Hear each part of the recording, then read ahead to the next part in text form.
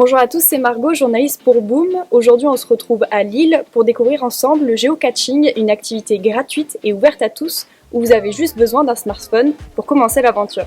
Ok, donc à l'origine on était sur 12 mètres, moi j'ai cherché plutôt du côté façade et en fait on voit bien avec les infos satellites qu'on était en fait du mauvais côté du trottoir. Créé aux États-Unis au début des années 2000, le but du géocaching est de trouver des petits objets, des caches dissimulés dans la ville.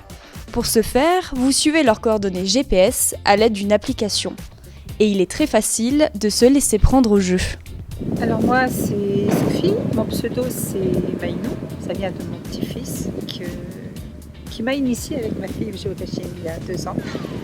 Et je pratique le géocaching réellement depuis 1 an de façon assidue parce que j'ai eu 2 opérations qui m'ont complètement bloquée et là c'est à fond. Une activité qui devient presque un réflexe pour cette géocacheuse aguerrie. N'importe quelle raison est bonne.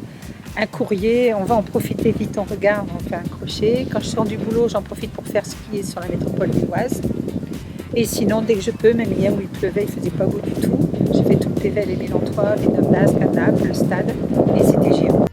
Après une dizaine de minutes de recherche, nous trouvons notre première cache. À l'intérieur, un papier est toujours présent, le logbook, assigné comme preuve de passage.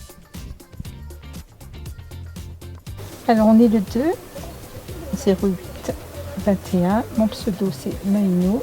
Attention à respecter les 2 règles d'or, ne jamais dévoiler l'emplacement précis de la cache aux géocacheurs, ni d'en parler aux non-joueurs, aussi surnommés les moldus.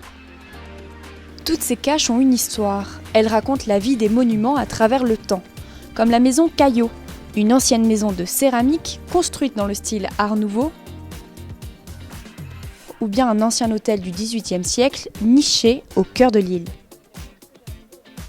Voilà, on apprend tout le temps. Chaque cache apprend quelque chose, enseigne quelque chose. Si vous voyez passer cette trottinette, c'est sûrement Sophie à la recherche de quelques caches. Alors, à vos smartphones et ouvrez l'œil.